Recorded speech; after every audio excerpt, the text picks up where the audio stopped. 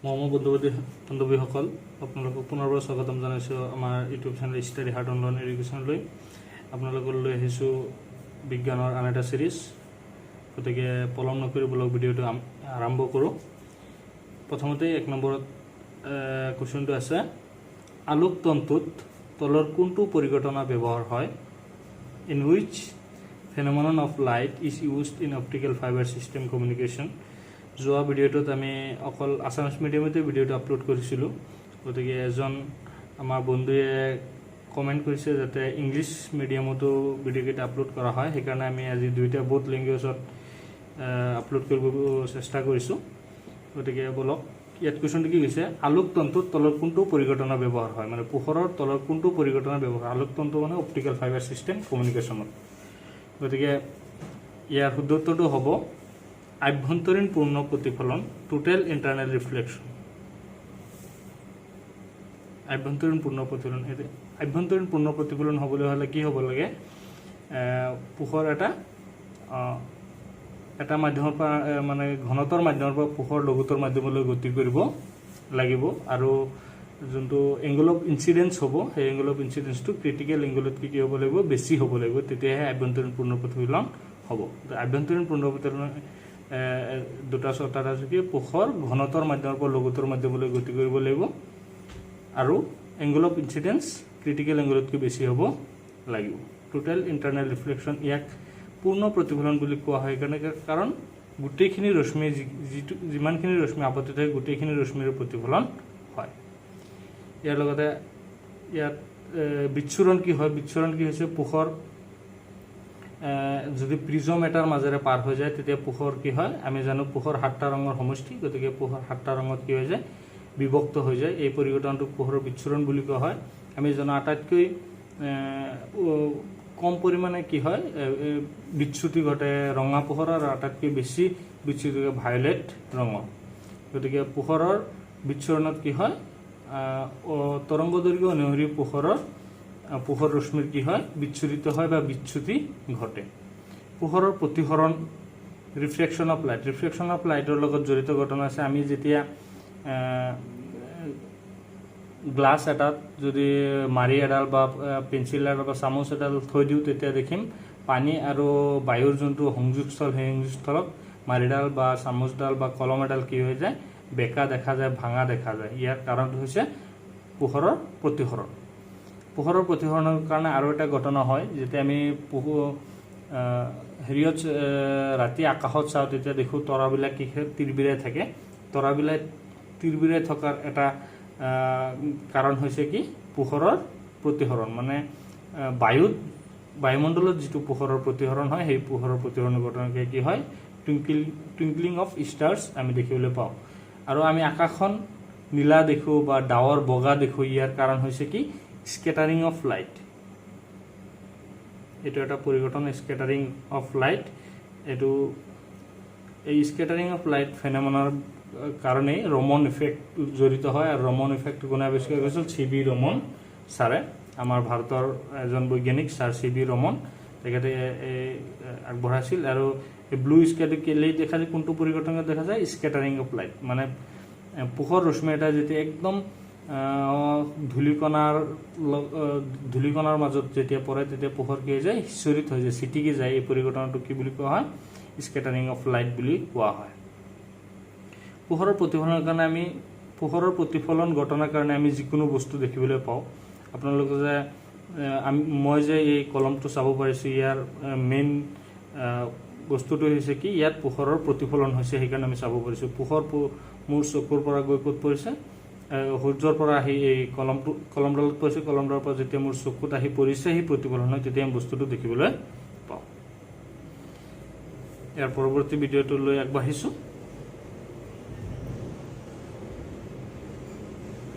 আছে যান্ত্ৰিক শক্তিক বৈদ্যুতিক শক্তিলৈ ৰূপান্তৰ কৰা সঁজুলিটো হ'ল the device which converts mechanical energy into electrical energy is.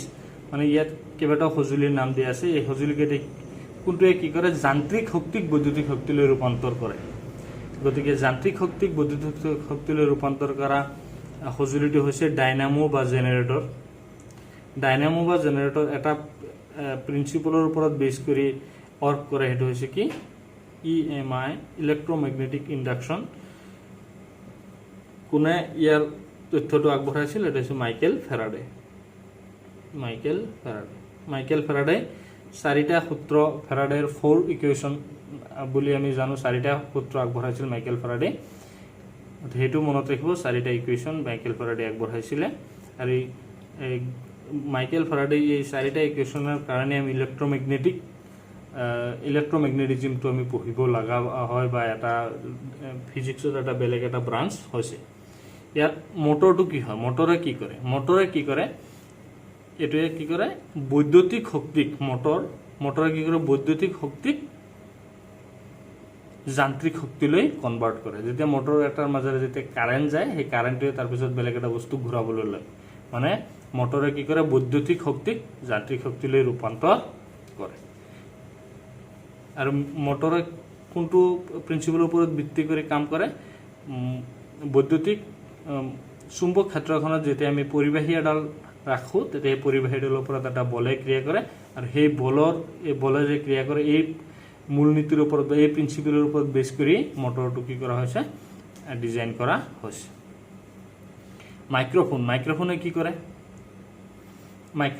কৰে আমাৰ যোনটো সাউন্ড ওয়েভ আছে বা সাউন্ড ওয়েভটো কি কৰে বৈদ্যুতিক শক্তিলৈ ৰূপান্তৰ কৰে আৰু স্পিকাৰে কি কৰে ইয়াৰ উল্টা কামটো কৰে মাইক্ৰোফোনৰ উল্টা কামটো কৰে বৈদ্যুতিক শক্তিক সাউন্ড ওয়েভলৈ ৰূপান্তৰ কৰে লাউড স্পিকাৰ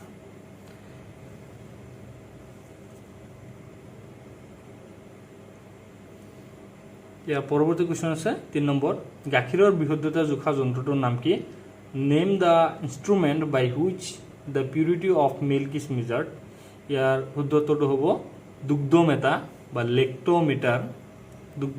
লেক্টোমিটাৰ আৰু তাৰ পিছত জলমেতা ইয়াত কি হৈছে পানীৰ ঘনত্ব জুখিবলৈ কি ব্যৱহাৰ কৰে জলমেতা বা হাইড্ৰোমিটাৰ পানীৰ ঘনত্ব মানে পানীৰ ডেন্সিটি জুখিবৰ কাৰণে ব্যৱহাৰ কৰা হয় এই দুগ্ধমেতা আৰু জলমেতা বা সাবমেৰিন এটো আৰ্কিমিডিছৰ প্ৰিন্সিপলৰ ওপৰত ভিত্তি কৰি বনোৱা হৈছে আৰ্কিমিডিছ প্ৰিন্সিপলটো কি আছিল আৰ্কিমিডিছ প্ৰিন্সিপলটো হ'ল কোনো এটা বস্তু পানীত আংশিকভাৱে বা সম্পূৰ্ণৰূপে যদি ডুবাই দিয়া হয় তেতিয়া সেই বস্তুটোৰ অলপ ওজন কমা যেন লাগে আৰু সেই কমা ওজনটো কাৰ সমান সেই বস্তুটোৱে যিমান পানী অপহৰণ কৰে সেই অপহৰিত কৰা পানীৰ ওজনৰ সমান ইয়াত আৰু এটা দিয়া আছে এমিটাৰে কি কৰে এমিটাৰে কোনো এটা বৰ্তনীৰ মাজেৰে কিমান প্ৰবাহ বা কাৰেন্ট পাৰ হৈ গৈছে হেতুৰ জোখ দিয়ে প্ৰবাহ বা কাৰেন্ট পাৰ হৈ যায় হেতুৰ জোখ দিয়ে আৰু এমিটাৰটো সদায় শ্ৰেণীবদ্ধ সজ্জাত বা সিৰিজত কানেক্ট কৰা হয় মনত ৰাখিব শ্ৰেণীবদ্ধ সজ্জা বা সিৰিজত কানেক্ট কৰিব লাগে লগত আৰু এটা আছে ভল্টমিটাৰ ইয়াত নাই ভল্টমিটাৰৰ সহায়ত কি কৰা হয় ভোল্টেজ জোখা হয় আৰু এই ভোল্টেজটো বৰ্তনীত কেনেকৈ কৰা হয় সমান্তৰালকৈ বা প্যাৰেলেলি কানেক্ট কৰা হয় ৰেইন গেজে কি কৰে কোনো এটা ঠাইত হোৱা বৰষুণৰ পৰিমাণ জোখা হয় আৰু ৰেইন গেজ যে জোখে বৰষুণৰ পৰিমাণ জোখা এককটো হৈছে কি সেন্টিমিটাৰ মনত ৰাখিব পৰৱৰ্তী প্ৰশ্নলৈ আগবাঢ়িছো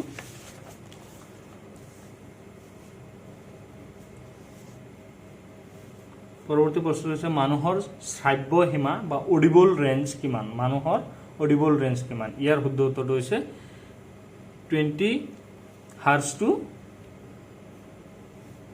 20,000 হাৰ্জ এই সীমাৰ ভিতৰত এই কম্পনাংকৰ ভিতৰত এই হাৰ্জ হৈছে কাৰকক কম্পনাংকৰ একক কম্পনাংক কাকৈ এটা দোলন সম্পূৰ্ণ কৰিবলৈ যিমান সময় লাগে সেই সময়টো কি বুলি কোৱা হয় হাৰ্জ বুলি কোৱা হয় হাৰ্জৰ আৰু এটা নাম হৈছে আৰু এটা একক হৈছে পাৰ সেকেন্ড বা প্ৰতি সেকেন্ড হাৰ্জক প্ৰতি সেকেন্ড বুলি কোৱা হয় ইয়াৰ আৰু এটা দিছে কি 20 হাৰ্জতকৈ কম যদি কোনো শব্দৰ কম্পনাংক 20 হাৰ্জতকৈ কম হয় তেতিয়া সেই শব্দটো মানুহে শুনিব নোৱাৰে আৰু এটো ইনফ্ৰাসাউন্ড বুলি কয় বা অবশব্দ বুলি কয় ইনফ্ৰাসাউন্ড বা অবশব্দ তাৰ কম্পনাংক কিমান 20 হাৰ্জতকৈ কম আৰু মোৰ দেন 20,000 হাৰ্জ হ'লে সেই শব্দটোক কয় আল্ট্ৰাছাউণ্ড। আপোনালোকে জানে আল্ট্ৰাছাউণ্ড ক'ত ব্যৱহাৰ কৰা হয়। আল্ট্ৰাছাউণ্ড ব্যৱহাৰ কৰি মানুহৰ শৰীৰৰ ভিতৰৰ ইমেজিং বনায় বা মেডিকেল সায়েন্সত ইয়াৰ ব্যৱহাৰ আছে আল্ট্ৰাছাউণ্ড। এই আল্ট্ৰাছাউণ্ডৰ সহায়ত কি কৰা হয়, সাগৰৰ গভীৰতা জোখা হয়। এই সাগৰৰ গভীৰতা জোখা যোনটো টেকনিক, সেই টেকনিক সোনাৰ টেকনিক বুলি কোৱা হয়। সাগৰ বা মহাসাগৰৰ গভীৰতা জুখিবলৈ কি কৰা হয়, আল্ট্ৰাছাউণ্ড সোনাৰ টেকনিক ইউজ কৰা হয়। আৰু ইয়াত আৰু এটা অপশ্যন দিয়া আছে কি 25,000 হাৰ্জ। 25,000 হাৰ্জৰ কম্পনকে কি কৰে, 5 বছৰ বয়সৰ তলৰ শিশুৱে ইমান কম্পনকে শুনিব,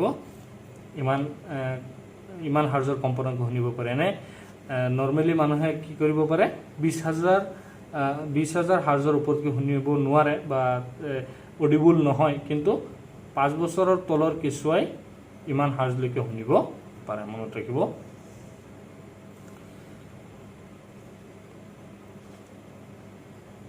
তাৰ পৰৱৰ্তী প্ৰশ্নটো হৈছে 5 নম্বৰ, তলৰ কোনটো তাপ বা বিদ্যুতৰ আটাইতকৈ বেছি পৰিৱেশে, মানে তলত 4টা অপশ্যন দিয়া আছে, which of the following has maximum thermal or electrical conductivity. ইয়াৰ শুদ্ধ উত্তৰটো হৈছে ৰূপ। ৰূপ হৈছে তাপ আৰু বিদ্যুতৰ আটাইতকৈ বেছি সুপৰিৱেশী। মনত ৰাখিব, এই ৰূপ এটাক আমি কি কৰিব পাৰিম, বহুত ডাক্টাইল হয়। ডাক্টাইল মানে ডাক্টাইল আৰু মানে ইয়াক আমি পিটি মিহি পাত বা দীঘল তাৰলৈ পৰিৱৰ্তন কৰিব পাৰিম। ঠিক সেইদৰে কপাৰ নহ'ব, মাৰ্কাৰী নহ'ব, ইয়াত এই ক্ষেত্ৰত নহয়, ব্ৰমিন। ইয়াত কি হ'ব, মাৰ্কাৰীৰ লগত ৰিলেটেড এটা কথা মনত ৰাখিব, মাৰ্কাৰী হৈছে কি একমাত্ৰ ধাতু যিটো তৰল, মাৰ্কাৰী, আৰু ব্ৰমিন হৈছে একমাত্ৰ অধাতু যিটো তৰল। পৰীক্ষাত আহিব পাৰে তৰল ধাতু এবিধৰ উদাহৰণ হ'ল, তেতিয়া ক'বলৈ মাৰ্কাৰী, তৰল অধাতু এটাৰ উদাহৰণ হ'ল ব্ৰমিন। আৰু কপাৰ লগত এটা ৰিলেটেড কথা কৈ থওঁ, কপাৰৰ আকাৰৰ নাম কি, কপাৰ পাইৰেটিছ, মনত ৰাখিব।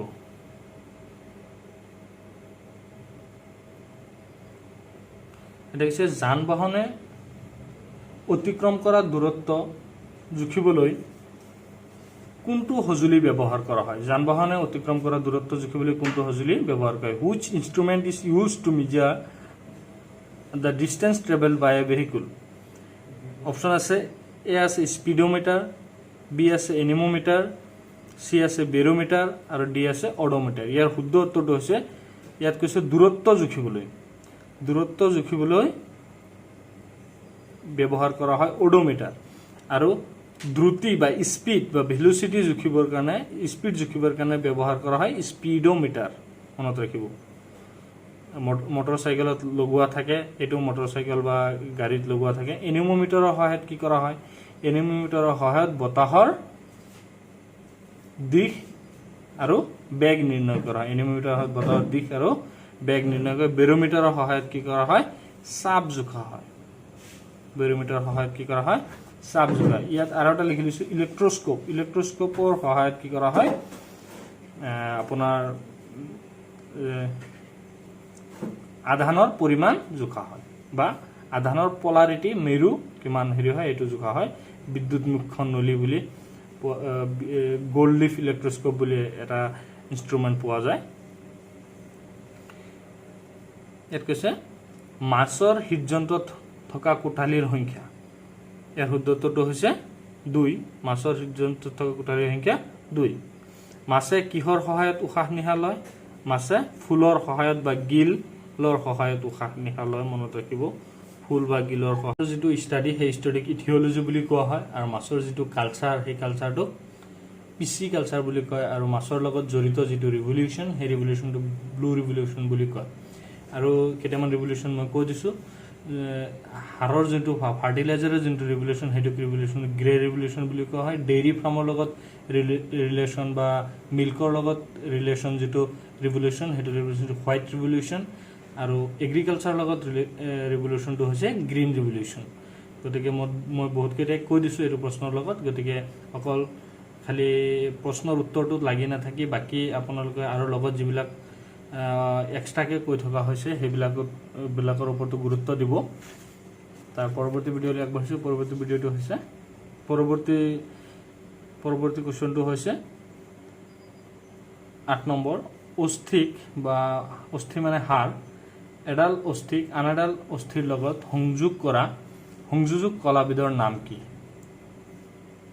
এডাল হাড়ৰ লগত আনডাল হাড়ক যে আমাৰ হাতত যে আছে এনেকৈ এডাল হাড় আনডাল হাড়ৰ লগত কিহৰ দ্বাৰা কি হৈছে সংযোগ হৈ আছে? ইয়াৰ শুদ্ধ উত্তৰটো হৈছে লিগামেণ্ট। লিগামেণ্টে কি কৰে? বোন টু বোন কানেক্ট কৰে।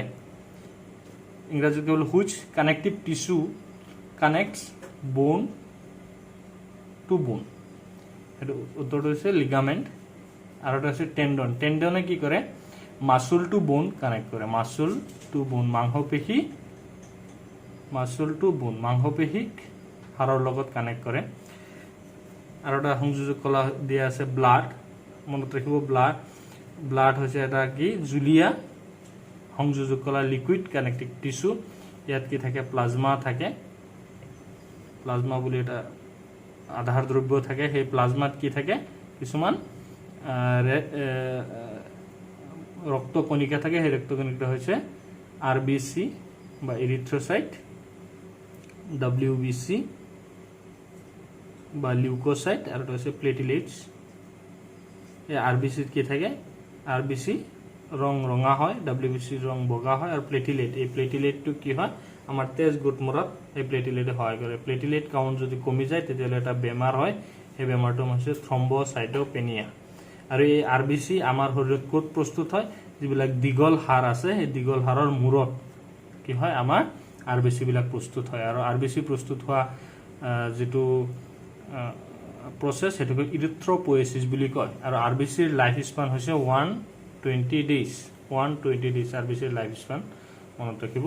তাৰপিছত উপাস্থি হৈছে কোনবোৰ কাৰ্টিলেজেছ যিবিলাক আমাৰ নাক, কাণ আৰু দীঘল হাড়ৰ মূৰত যিবিলাক থাকে সেইবিলাক হৈছে উপাস্থি বা কাৰ্টিলেজ বুলি কোৱা হয়। তাৰ পৰৱৰ্তী কুৱেশ্যনটো আছে 9 নম্বৰ, লালটিয়ে খাদ্যৰ কোনবোৰ উপাদানক পাচন ঘটাত সহায় কৰে বা হজম হোৱাত সহায় কৰে? আমাৰ মুখত থকা যি লালটিয়ে খাদ্যৰ উপাদান কাৰ্বহাইড্ৰেট, প্ৰটিন, ভিটামিনৰ কোনবিলাক উপাদান কি কৰে? হজম হোৱাত বা পাচন হোৱাত সহায় কৰে। Which components of food is digested by saliva? ইয়াৰ শুদ্ধ উত্তৰটো হৈছে শৰ্কৰা বা ষ্টাৰ্চ। এই ষ্টাৰ্চ কি কৰে? চেলাইভাই কি কৰে? আমাক হজম কৰাত সহায় কৰে। এই চেলাইভা ক'ৰ পৰা নিঃসৰিত হয়? চেলাইভা গ্লেণ্ডৰ পৰা নিঃসৰিত হয়। চেলাইভা গ্লেণ্ড। আৰু এই চেলাইভা গ্লেণ্ডৰ পৰা দুবিধ ৰস নিঃসৰিত হয়। এটা হৈছে কি এমাইলেজ আৰু এটা হৈছে টাইলিন। এই দুটাই কি কৰে? আমাৰ শৰ্কৰা হজম হোৱাত সহায় কৰে। আৰু হৈছে প্ৰটিন ক'ত প্ৰডিউচ হয় আমি কৈছিলোঁ? ৰাইবজমত প্ৰডিউচ হয়। আৰু এই প্ৰটিন যিবিলাক আছে প্ৰটিন হজম হোৱাত এটা এনজাইমে সহায় কৰে, সেইটো হৈছে প্ৰটিয়েজ। ঠিক সেইদৰে চৰ্বি বা ফেট এইটোক হজম কৰাত এটা এনজাইমে আমাক সহায় কৰে, সেইটো হৈছে লাইপেজ। মনত ৰাখিব লাইপেজ খনিজ পদাৰ্থ আছে। আৰু আমাৰ যোনটো লালটি আছে লালটিৰ pH হৈছে 6.8 আৰু এদিনত 1.5 লিটাৰলৈকে লালটি কি হয়? নিঃসৰিত হয়। মনত ৰাখিব। তাৰ পৰৱৰ্তী তথা অন্তিম কুৱেশ্যনটোলৈ আগবাঢ়িছোঁ। অন্তিম কুৱেশ্যনটো হৈছে বক্সাইট কোনটো ধাতুৰ আকৰ? Bauxite is the ore of which metal? কোনটো ধাতুৰ আকৰ হয় বক্সাইট? কপাৰ নহয়। কপাৰ আকৰ নাম মই আগতে কৈছোঁ কপাৰ পাইৰেটিছ। জিংক এইটোও নহয়। জিংকটো নহয়। জিংকৰ আগত হৈছে জিংক ব্লেণ্ড বা জিংক ছালফেট। আইৰণ এইটোও নহয়। আইৰণৰ আকৰটোৰ নাম হৈছে ৰেড হেমেটাইট। গতিকে উত্তৰটো হ'ব কি? শুদ্ধ উত্তৰটো হ'ব এলুমিনিয়াম। এলুমিনিয়াম আকৰটোৰ নাম হৈছে কি? বক্সাইট। গতিকে ছাত্ৰ ছাত্ৰীসকল তথা বন্ধু বান্ধৱীসকল আজিলৈ ইমানতে আমি সামৰণি মাৰিছোঁ। পৰৱৰ্তী সময়ত আৰু নতুন প্ৰশ্ন কিছুমান লৈ আপোনালোকৰ মাজলৈ আহিম। ইয়াৰ লগতে মই আৰু এটা কথা আপোনালোকক কৈ থ'ব বিচাৰিছোঁ ইয়াত যে আমি কৈছিলোঁ বোন সেই বোনৰ ষ্টাডিটো সংযোজক কলা যে কৈছিলোঁ বোনৰ ষ্টাডিটোক অষ্টিঅলজি বুলি কয় আৰু আমাৰ শৰীৰত মানৱ দেহৰ 206ডাল কি আছে হাড় আছে আৰু কিছু অৱস্থাত প্ৰায় 300ডাল হাড় থাকে এইবিলাকৰ কিছু ফিউজন হয় লগ লাগি 206ডাল যেতিয়া প্ৰাপ্তবয়স্ক তেতিয়া 206ডাল হয় আৰু মানুহৰ শৰীৰত থকা মুঠ মাংসপেশীৰ সংখ্যা হৈছে 639 মনত ৰাখিব গতিকে ইয়াতে আমি ভিডিঅ'টো সামৰণি মাৰিবলৈ বিচাৰিছোঁ গতিকে চাই থাকিব study heart online education thank U